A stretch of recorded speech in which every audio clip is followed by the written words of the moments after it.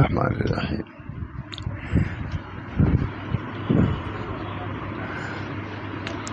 جاننا چاہیے کہ اللہ تعالیٰ نے اول آدم علیہ السلام کو اپنی معرفت عنایت فرمائی. آدم علیہ السلام کو پیدا کیا تو معرفت کی یہ میرے رب ہیں، اور اللہ تعالیٰ نے اپنے حقیقت کو واضح کیا. ترتیب و بیان. جاننا چاہیے کہ اللہ تعالیٰ نے اول آدم علیہ السلام کو اپنی معرفت عنایت فرمائی. صفت ایجاد کے ساتھ اللہ نے اولا ان کو پیدا کیا. جب پکارا انہوں نے یا قدیر، جب پیدا کیا اللہ تعالیٰ نے تو اللہ تعالیٰ آدم علیہ السلام کا یا قدیر، قدرت والے ہم کو پیدا کر دینا آپ کی قدرت کی دلیل ہے. پھر صفت ارادہ کے ساتھ پکارا تو فرمایا یا مرید، مرید ارادہ کے ساتھ پکارا. پھر صفت حکومت کے ساتھ پکارا جو عقل شجر سے منع کرنے میں تھی، جو پکارا یا حاکم. پھر کھانا ان پر مقدر کیا تو پکارا یا قاہر. پھر کھانے کے بعد جلدی سے سزا نہیں دی تو پکارا یا حلیم. پھر اس مقدمے میں ان کو رسوا نہیں کیا تو پکارا یا ستار. ترتیب پڑھا ہی نہیں تھا. پھر ان کی توبہ قبول فرمائی تو پکارا یا تواب. ترتیب سے سب ہے، پھر پڑھ لیجیے گا اس کو ایک دفعہ اور. پھر اس کا مشاہدہ کرایا کہ درخت سے کھانے سے دوستی قطع نہیں کی تو پکارا یا ودود. منع کیا تھا درخت نہ کھانا، کھا لیا تو دوستی منقطع نہیں کیا اللہ نے. تو انہوں نے پکارا کیا یا ودود، آپ بڑے محبت کرنے والے ہیں، ہم سے اتنی بڑی غلطی ہوئی. حضرت تھانے کی بڑی ادا کتاب ہے یہ. اور حضرت حاجی صاحب نے کہا کہ اشرف علی اس کتاب کا ترجمہ کر دو تو فائدہ ہوگا. ہے ترجمہ بھی خوب کیا ہے.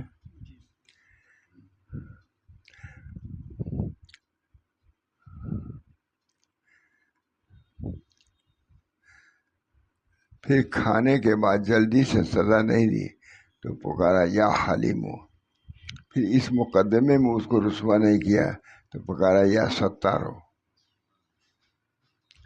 پھر ان کی توبہ قبول فرمائی تو پکارا یا تواب. پھر اس کا مشاہدہ کرایا کہ درخت سے کھانے سے دوستی قطع نہیں کی تو پکارا یا ودود. آپ بڑے محبت والے. یہ منع کیا تھا کہ درخت سے نہ کھانا، لیکن کھایا، لیکن اللہ نے اپنی دوستی منقطع نہیں کی. اللہ ہم سب کے ساتھ ہے. گناہ سے اللہ نے منع کیا، کتنے گناہ ہوتے ہیں تبھی کہاں منقطع ہوتی ہے کھانے کے پینے کے سب. اللہ سب چیزوں کا بیان بھی ہونا چاہیے، بہت ضروری ہے، بہت اچھی ہے. پھر کھانے کے بعد جلدی سے سزا نہیں دی. اللہ نے منع کیا تھا کھانا نہ، اس کو کھا لیا تو فوراً سزا نہیں دی. یہ بہت چھوٹی سی کتاب ہے، لیکن حضرت حاجی صاحب نے کہا ماتھانوی سے اشرف علی اس کا کتاب کا ترجمہ کر دو، فائدہ ہوگا لوگوں کو. کہا چونکہ شیخ نے کہا، اگرچہ میں اہل نہیں تھا اس کتاب کے ترجمے کا، لیکن جو شیخ نے کہا اس وجہ سے میں نے ترجمہ کیا. پھر کھانا ان پر مقدر کیا تو پکارا یا قاہر. پھر کھانے کے بعد جلدی سے سزا نہیں دی تو پکارا یا حلیم. پھر اس مقدمے میں ان کو رسوا نہیں کیا تو پکارا یا ستار. غور سے پڑھنے کے لیے پڑھ لیجیے گا، پھر بعد میں ملائیے اس کو. پھر ان کی توبہ قبول فرمائی تو پکارا یا تواب. اپنے اسما کی معرفت اللہ تعالیٰ نے اسی ایک عمل میں کرائی. پھر اس کا مشاہدہ کرایا کہ درخت سے کھانے سے دوستی قطع نہیں کی تو پکارا یا ودود ہو، درخت کھایا لیکن دوستی منقطع نہیں کی تو یا ودود ہو. جو ودود ہوتا ہے محبت تو معمولی وجہ سے اس کو منقطع نہیں کرتا، دوستی باقی رکھتا ہے. تو اللہ نے باقی رکھا. پھر ان کی توبہ قبول فرمائی تو پکارا یا تواب. پھر اس کا مشاہدہ کرایا کہ درخت کھانے سے دوستی منقطع نہیں کی تو پکارا یا ودود. پھر ان کو زمین پہ بھیجا اور سامان زندگی کا ان کے لیے آسان کر دیا تو پکارا یا لطیف ہو. آپ نے لطف و کرم سے زمین پہ رہنا آسان کر دیا ہے. اس طرح کھاؤ، اس طرح پیو، اس طرح پانی پیو، اس طرح اور آسمان یا لطیف. پھر اپنے احکام میں ان کو قوت بخشی، یعنی احکام بھیجا. اللہ ہی نے قدرت دی کہ ان احکام پر عمل کرے تو فرمایا یا معین ہو، آپ معین ہے. نے حکم دیا کہ یہ کرو یہ کرو، لیکن کرنا آسان نہیں تھا. اللہ نے مدد کیا تو فرمایا یا معین ہو، آپ مدد کرنے والے ہیں. پھر کھانے اور منع کرنے اور زمین پر آنے کے اسرار ان کو مشاہدہ کرائے تو پکارا یا حکیم ہو. پڑھ لیجیے مجھ سے، ہم نے اب تک نہیں پڑھا تھا اس کو، ہر ایک قدیم تو سنا ہے. آنے کا اسرار ان کو مشاہدہ کرایا تو پکارا یا حکیم ہو. اللہ کی حکمت ہے، پیدا کیا، یہ کیا وہ کیا، پھر زمین پہ بھیج دیا. اس کی کیا حکمت، سب حکمت بتلایا اس کے ذریعے سے. پھر ان کو دشمن اور مکار پر غالب کیا تو پکارا یا نصیر ہو. یہاں ایک بات دشمنی کیا، لوگوں نے خراب کیا، مدد کیا اللہ نے، تو اب پکارو کیا یا نصیر ہو، مدد کرنے والے ہو. پھر بار عبودیت برداشت کرنے میں ان کی مدد فرمائی. عبد ہے بندہ، عبودیت کو نبھانا آسان نہیں ہے. مالک ہے وہ، ہم عبد ہیں. تو پکارا یا ظہیر ہو، قوت بخشنے والے. بس زمین پر ان کو صرف اسی بات سے بھیجا کہ احکام تصریف کی تکمیل ہو جائے. اللہ نے زمین پہ بھیجنے کی کیا ضرورت تھی، تاکہ ان کو اپنے اسما کی معرفت کرا دے. یہ اس کی وجہ سے ہوا، یہ اس کی وجہ سے. کتنی عمدہ بات، کتنی مرتبہ پڑھا، لیکن یہ پڑھا نہیں تھا میں نے اب تک، سنایا نہیں تھا آپ لوگ. وہ زبردست مضمون ہے. پھر ان کو دشمن اور مکار پر غالب کیا تو پکارا یا نصیر ہو. پھر بار عبودیت برداشت کرنے میں ان کی مدد فرمائی تو پکارا یا ظہیر ہو، ظہیر مانے قوت بخشنے والا. بس زمین پر ان کی صرف اسی بات سے، بس زمین پر ان کو صرف اسی بات سے بھیجا کہ احکام تصریف کی تکمیل ہو جائے، تاکہ معرفت ہو جائے کہ ہم یہ بھی کر سکتے ہیں، یہ بھی کر سکتے ہیں ترتیب سے. اور احکام تکلیف میں ان کو قائم کر دیں. ہم مکلف ہیں، ہم کو یہ کرنا ہے.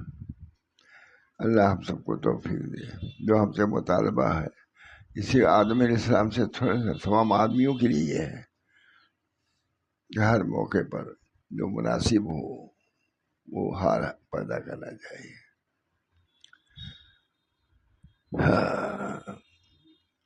بس زمین پر ان کو صرف اسی بات سے بھیجا کہ احکام تصریف کی تکمیل ہو جائے اور احکام تکلیف میں ان کو قائم کر دے. تو آدم علیہ السلام نے دونوں عبودیتیں سے کامل ہو گئی، عبودیت تصریف بھی اور عبودیت تکلیف بھی. اللہ قدرت ہی کیا اور کہہ دیا کہ عبد رہو. بس اللہ تعالیٰ کے ان پر بڑی محنت ہے.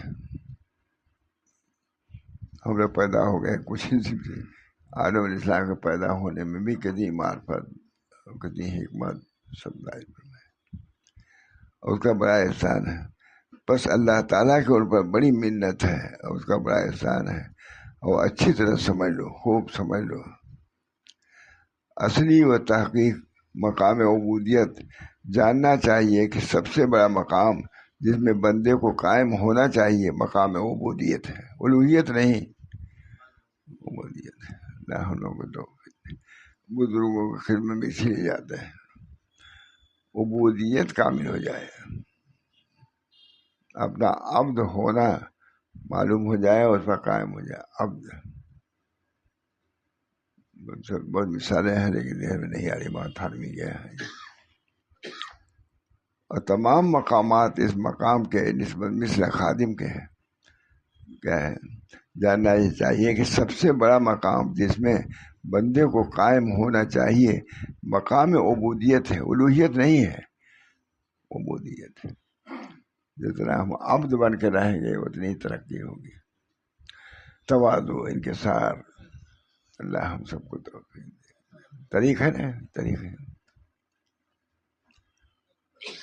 سب سے بڑا مقام جس میں بندے کو قائم ہونا چاہیے مقام عبودیت ہے، اور تمام مقامات اس مقام کے نسبت مثل خادم کے ہیں. عبد و رسول، عبد اس کے عبد ہے، رسول بعد میں ہے. عبد ہونا بہت بڑا مقام ہے. اسی عبودیت کو سکھانے کے لیے حضور اقدس صلی اللہ علیہ وسلم تشریف لائے. بہت اچھی کتاب ہے، مختصر ہے لیکن بہت زیادہ. حضرت عائشہ نے ترجمہ کیا، اشرف علی اس کا ترجمہ کر دو مکے میں، بہت مفید ہوگی. حضرت شیخ فرماتے ہیں چونکہ شیخ کا حکم تھا، ماتھانی لکھتے ہیں اگرچہ میں اس لائق نہیں تھا کہ اس کا ترجمہ کرتا، لیکن شیخ کا حکم تھا. روزانہ میں ترجمہ کرتا تھا اور دکھلاتا تھا. سنا چکا ہوں، پھر دیکھوں گا.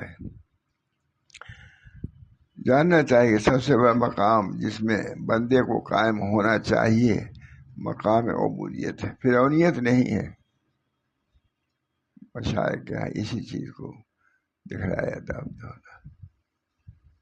کوئی سخت بات کیا ہے، لکھا ہوا ہے کہ جب تمہارے پاس کوئی آئے مشائخ کو تو اس کو کبھی سخت بات کہہ دیا کرو پہلے. اگر وہ رہ جائے سمجھو مخلص ہے، نکال لو اس کو، سمجھو تمہارے یہاں رہنے لائق نہیں ہے. جب اس کے اندر اتنا بھی جھکاؤ نہیں ہے، اتنا برداشت نہیں ہے تو تمہارے یہاں رہنے لائق نہیں. جاننا چاہیے کہ سب سے بڑا مقام جس میں بندے کو قائم ہونا چاہیے مقام عبودیت ہے، اور تمام مقامات اس مقامات کی نسبت مثل خادم کے ہیں. جتنے بڑے بڑے مقامات ہیں سب اس کے تابع ہیں. اور دلیل اس دعوت کی کہ عبودیت سب سے بڑا مقام ہے اللہ تعالیٰ کی اقوال ہیں. سبحان الذی اسریٰ بعبدہ لیلاً، سیر جو کرائی تو عبد کے نام سے اپنے بندے کو سیر کرایا، اپنے رسول کو نہیں، اپنے نبی کو نہیں. وما انزلنا علی عبدنا، یہاں بھی عبدنا کا گافا یا ذکر رحمت ربک عبدہ زکریا وإنه لمقام عبداللہ یدعو اللہ، یعنی عبداللہ کا نام کیا ہے. معلوم کہ عبد کا لفظ بہت پیارا ہے، بہت اہم ہے، عظم ہے. اللہ ان سب آیات میں رسول اللہ صلی اللہ علیہ وسلم کو عبد فرمایا ہے. جب رسول اللہ صلی اللہ علیہ وسلم کو نبی، بادشاہ اور نبی بندہ ہونے میں اختیار دیا گیا، نبی ہوں گے یا بادشاہ، آپ نے عبودیت کو اختیار کیا، بادشاہ ہونے کو نہیں کیا. بس یہ بڑی دلیل ہے اس کی کہ یہ سب مقامات سے افضل ہے. عبودیت یہ اب بھی قائم ہے. نبوت تو نہیں ملے گی، عبدیت مل سکتی ہے نا. مطلب اس میں یہ ہے کہ ہم سب کو عبدیت اختیار کرنا چاہیے، جھکاؤ، انکسار، عاجزی، یہ چیز رہے گی. آپ خدا نہیں بن سکتے، بادشاہ نہیں بن سکتے، اب تو بن سکتے ہیں. جھکانے میں کیا ہے، یہ بڑی بات ہے. اللہ ہم سب کو عبدیت کا درجہ عطا فرمائے. اس کو کبھی سنایا نہیں تھا میں نے. اللہ تعالیٰ کے یہ اقوال ہے، اور کہتے ہیں اصلی و تحقیق مقام عبودیت جاننا چاہیے کہ سب سے بڑا مقام جس میں بندے کو قائم ہونا چاہیے مقام عبودیت ہے، فرعونیت نہیں، فرعونیت نہیں. اور تمام مقامات اس مقام کے نسبت مثل خادم کے ہیں. عبدیت والا مقام سب سے بڑا ہے. عبد و رسول ہے نا. التحیات للہ وسلم. اور دلیل اس دعوی کی عبودیت سے سب سے بڑا مقام ہے. اور دعویٰ عبودیت سب سے بڑا مقام، اس کی دلیل کیا ہے؟ اللہ تعالیٰ کی اقوال ہے. سبحان الذی اسریٰ بعبدہ لیلا، عبد کا، رسول نہیں کہا. وما انزلنا علی عبدنا، رسولنا نہیں فرمایا. مطلب عبودیت، عاجزی، انکسار، یہ بڑی چیز ہے. کاف ہا یا عین صاد، ذکر یہی ہے نا، ذکر رحمت ربک عبدہ زکریا. وَأَنَّهُ لَمَّا قَامَ عَبْدُ اللَّهِ يَدْعُوهُ. ان سب آیات میں رسول اللہ صلی اللہ علیہ وسلم کو عدم فرمایا ہے. جب رسول اللہ صلی اللہ علیہ وسلم کو نبی بادشاہ اور نبی بندہ ہونے میں اختیار دیا گیا ہے تو آپ نے عبودیت کو اختیار کیا. نبی کا اختیار نہیں کیا، عبدیت کو لیا بادشاہ کر. بس یہ بڑی دلیل ہے اس کی کہ یہ سب مقامات سے افضل اور تمام طرق قرب سے عبدیت سب سے بڑا ہوا ہے. رسول اللہ صلی اللہ علیہ وسلم فرماتے ہیں میں تو بندہ ہوں، تکیہ لگا کر نہیں کھاتا. تکیہ لگا کر کتنے بہت ہیں. حدیث میں آتا ہے حضور کی عبدیت تھی. تکیہ لگا نہیں کھاتا، بندوں کی طرح کھاتا ہوں. اور فرمایا کہ میں تمام بنی آدم کا سردار ہوں. لیجیے اس طرح تمام بنی آدم کا سردار بھی ہیں. اور میں کوئی بڑائی نہیں کرتا. میں نے اپنے شیخ ابو العباس سے سنا ہے، فرماتے تھے لا فخر کے معنی یہ ہے کہ میں سرداری پر فخر نہیں کرتا. دیا آپ نے ہم کو سرداری، لیکن فخر اس پر نہیں کرتا. میرا فخر تو عبودیت پر ہے کہ مجھ کو اپنا بندہ بنایا. بندہ بنانے کے بعد نہ سرداری ملی تو بندگی کیوں بھولے آدمی. سب اصول ہے اصلاح اور تعلیم بہت ہی اہتمام. حضرت حاجی صاحب نے کہا وہ اشرف علی مکے میں، اس کتاب کا ترجمہ کر دو مفید ہوگا، ہے نا. حضرت حاجی لکھتے ہیں میں اس لائق نہیں تھا کہ اس کا ترجمہ کروں، لیکن چونکہ شیخ کا حکم تھا امتثالا للحکم اس کا ترجمہ کیا ہے. میرا فخر تو عبودیت ہے اور اسی لیے ایجاد واقع ہوا ہے. وما خلقت الجن والانس الا لیعبدون. عبادت صورت عبودیت ہے. عبادت صورت عبودیت ہے. عبودیت روح عبادت ہے. عبودیت اپنے کو ہیج سمجھنا ہے نا. دیکھیں عمدہ کری عمدہ بات ہے. عبادت صورت عبودیت ہے اور عبودیت روح عبادت ہے. جب اس کو تم نے سمجھ لیا تو اب سمجھو کہ عبودیت کی روح ترک اختیار اور تقدیر سے منازعت نہ کرنا ہے. پر اس سے ظاہر ہوا کہ عبودیت کی حقیقت یہ ہے کہ ربوبیت کے آگے تدبیر و اختیار کو ترک کر دو. جب مقابلہ یہاں آ جائے ربوبیت کا، پھر ربوبیت کو لو. ہر گاہ اتمام مقام عبودیت کا جو اشرف المقامات ہے ترک تدبیر پر موقوف ہے تو بندے کو سزاوار ہے کہ اس کو ترک کر دے. اپنا اختیار ترک کرو تو ملے گا یہ. اور تسلیم و تفویض کی راہ پر چلو. ہر چیز دوست میرے سننے کو، تاکہ مقام اکمل اور مسلک افضل تک پہنچ جاؤ. رسول اللہ صلی اللہ علیہ وسلم نے ابو بکر رضی اللہ تعالیٰ قرآن پڑھتے سنا کہ آہستہ آہستہ پڑھتے ہیں. حضرت عمر رضی اللہ تعالیٰ عنہ کو سنا کہ پکار پکار کر پڑھ رہے ہیں. آپ نے حضرت ابوبکر سے پوچھا کہ تم آہستہ کیوں پڑھ رہے تھے؟ تم آہستہ آہستہ تہجد گئے آہستہ آہستہ.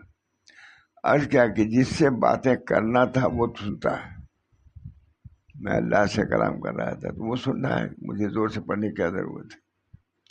حضرت عمر سے پوچھا کہ تم پکار کر کیوں پڑھتے تھے؟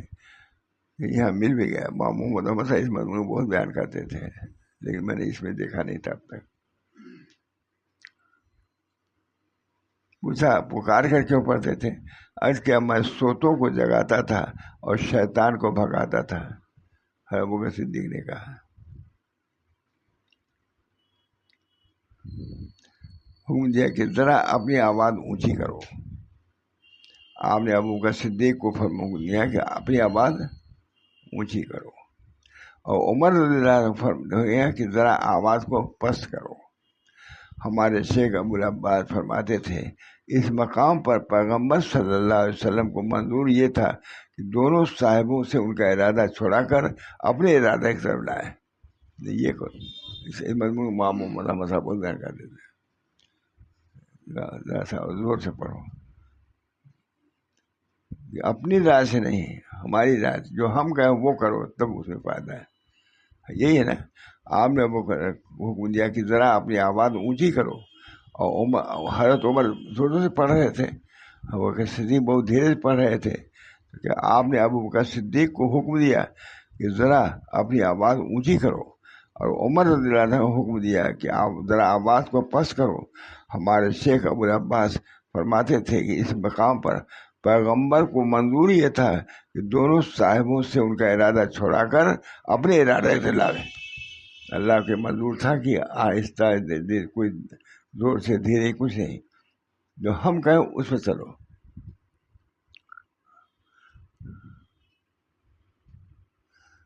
میں نے اس پہ لکھ دیا سبحان اللہ, کیا حکمت ہے. خدا تیرا بھلا کرے. اس حدیث میں غور کر تو اس کو معلوم ہو جائے گا کہ اپنے ارادے سے باہر آنا تیری عبادت ہے. کیونکہ ابو بکر عمر رضی اللہ عنہ سے جب حضرت نے وجہ پوچھی تو ہر ایک نے ایک وجہ و قصد صحیح عرض کیا. اس کے بعد بھی حضرت صلی اللہ علیہ وسلم ان کو ارادہ اور اختیار سے ارادہ کر کے اپنے اختیار کی طرف لائے. انہوں نے کہا کہ ہم جس کو سنا رہے ہیں وہ سن رہا ہے, سے دھیرے دھیرے پڑھتے ہیں. تو کہا ان دونوں کو کہا نہیں یہ کرو. معلوم ہے کہ اپنے امام محمد احمد بہت مضمون بیان کرتے تھے. جب حضرت نے پوچھی تو ہر ایک نے ایک وجہ وقت سے صحیح عرض کیا. اس کے بعد حضرت صلی اللہ علیہ وسلم نے ان کو ارادہ اختیار سے ارادہ کر کے اپنے اختیار کی طرف لائے. جاننا چاہیے کہ بنی اسرائیل جب وادی تیہ میں داخل ہوئے اور من و سلوہ ملنے لگا, اللہ تعالیٰ نے ان کو روزی کے لیے یہی پسند فرمایا تھا کہ بلا محنت و مشقت محض منت و احسان سے عنایت ہوتا تھا.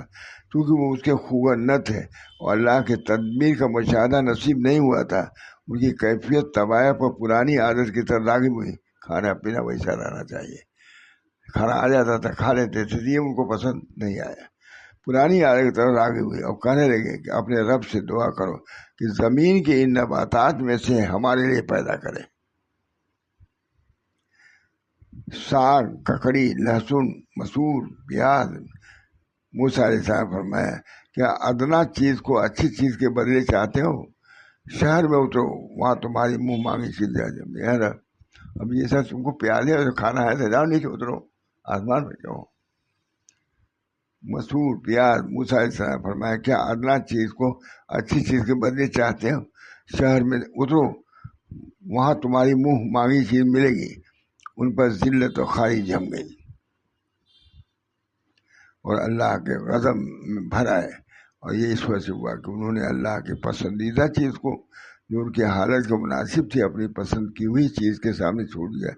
تو اس کو بطور توبیخ کہا گیا اتستبدلون الذی هو ادنی بالذی هو خیر. یہی ہے نا آیت. ان کی ظاہری تفسیر تو یہی ہے کہ لہسن, پیاز, مسور کو من و سلوہ کے عوض میں چاہتے ہو نالائق ہو. حالانکہ یہ دونوں تو عین لذت بے مشقتی میں برابر ہے. حالانکہ یہ دونوں تو عین لذت اور بے مشقتی میں برابر نہیں ہے. یعنی من و سلوہ لذیذ ہے اور بے محنت ملتا ہے، بغیر تمہاری خاصہ چیزوں کے نہ ان میں وہ لذت ہے اور مشقت الگ ہے. بیوقوفو کیا چھوڑ مانا. اور مانا اسراری یہ ہے کہ کیا ادنا چیز کو کہ وہ تمہارا ارادہ ہے، اعلیٰ سے کہ وہ ہمارا ارادہ بدلنا چاہتے ہو. اے بھائی تم اب تم اسراغ نہیں نکلے نالائق. اے بھائی تم اسرا پہلے لکھو ماسال تم. اس کے معنی اسراری یہ ہے کہ آسمان تفویض و تدبیر و اختیار معبود سے اپنی تدبیر و اختیار کے زمین پہ اترو. اب یہاں سے آسمان سے نکلو اور نیچے جاؤ اور ذلت و خاری کے ساتھ موصوف ہو، کھاؤ پیو جاؤ وہ تو کرو. تو ایسی بات کبھی نہ کہتی جو بنی اسرائیل نے کہی، کیونکہ ان کے انوار شفاف ہیں اور اسرار دور تک پہنچے ہیں. کیا تم نے خیال نہیں کیا کہ بنی اسرائیل نے ابتدا میں موسیٰ علیہ السلام سے کہا تھا اذهب انت وربک، اور تین میں مبتلا ہوئے، آخر میں یہ کہا ادعو لنا ربک، پھر اس کے بعد کہا کہ دعا کیجیے. کچھ بات کہی تھی دین کی. آتے اول میں اللہ تعالیٰ کے فرما برداری سے انکار کیا اور آخر میں اختیار خداوندی کے غیر کو اپنے لیے اختیار کیا.